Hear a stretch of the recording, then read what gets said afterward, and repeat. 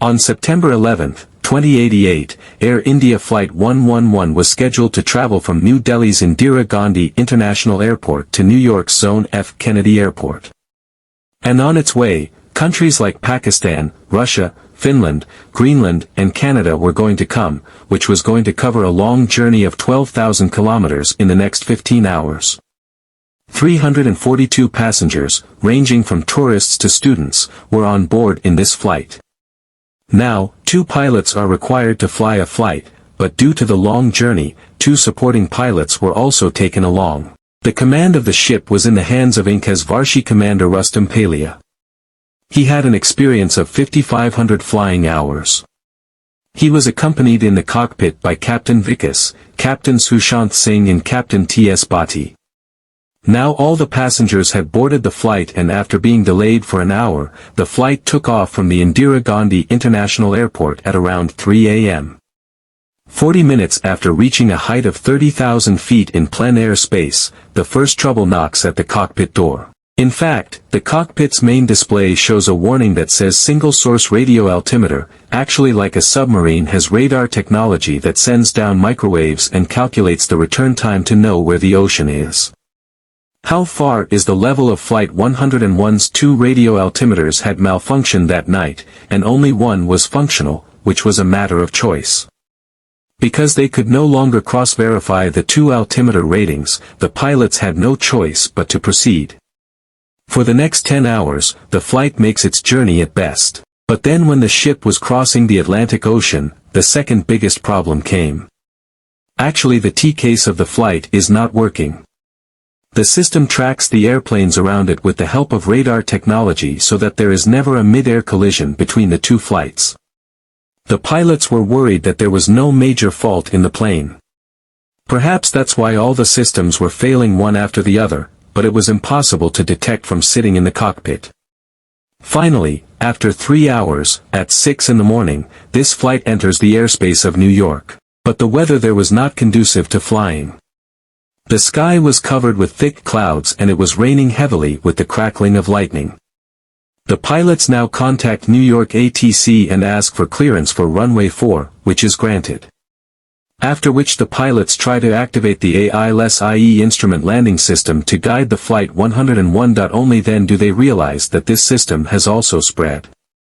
Now all the 4 pilots were starting to sweat, as IA is very important for a LES landing. It tracks social radio signals emanating from the runway and provides the pilot with important information such as altitude and direction for safe landing even in low visibility. But the pilots had no choice but to move on. For the next 10 hours, the flight makes the best of its journey. But then when the ship was crossing the Atlantic Ocean, it encountered the second biggest problem. In such a situation, the pilot takes the decision to make a manual landing with the help of LNU and Vinith systems, which help to land with the help of GPS. But its accuracy is much less than that of ILS. Therefore, it is very important for pilots to see the runway with their own eyes. As they approach the runway, the pilots initiate the landing gear, but just then another emergency alarm sounds on the screen, saying that the landing gear is not opening properly, causing the heart rate of all 4 pilots to increase. But after checking, it was found that it was a FARS alarm, but in this case, the pilots are stretched to align the plane with the runway, which is why they have to make a landing about on the end movement and then go for a go-around.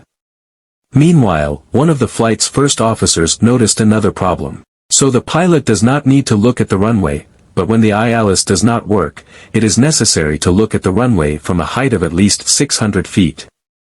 This term of looking at the runway is called cloud ceiling. The ceiling only came to 200 feet, meaning that the pilot could see the runway only after the flight had reached an altitude of 200 feet. And this height was very low because if the flight got misaligned with the runway after coming so low, it becomes difficult to fly it again, and the fuel was also on the verge of running out, i.e., the pilot had to make a multiple landing attempt while going around. There was a risk of a crash landing on the flight. Then when asked by the pilot, the ATSC told him several options for landing, but the problem was that the fuel was also running out, and now the 800 kilograms of extra fuel that the pilot had filled was the same. As work was going on, I could not get away, so Captain Rustam decided to land at Newark Airport, where the cloud ceiling was 400. And it was still 200 feet short of the required 600 feet, so the pilot told Newark ATSC that our multiple instruments had also malfunctioned, so they declared the landing critical. The runway at Newark Airport was ready for landing. And emergency vehicles were also dispatched to a taxi stand next to the runway. In the next few minutes, Flight 101 arrives at Newark Airport, FLA. The pilots of the flight had not slept for 14 hours, and they were frightened by one instrument failure after another. In such a stressful situation, we cannot even imagine, because the lives of 357 pilgrims on board the flight were the only ones. On the next step was Narberwell. When the plane reached the runway, it was at an altitude of 1,000 feet, which was much higher than the required altitude, but the plane did not have enough fuel to go around, so Captain Rustam took torrent action and tilted the plane forward. Which reduces its altitude but increases its speed at an altitude of 400 feet, the plane crosses the cloud ceiling and Captain Rustam gets his first glimpse of the runway. Only then does he realize that the plane is tilted higher and to the right, so he manually tilts the plane down.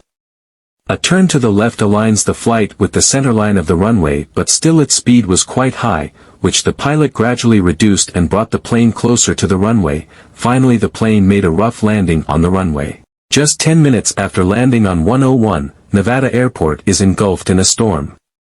The landing was carried out and 357 lives were saved.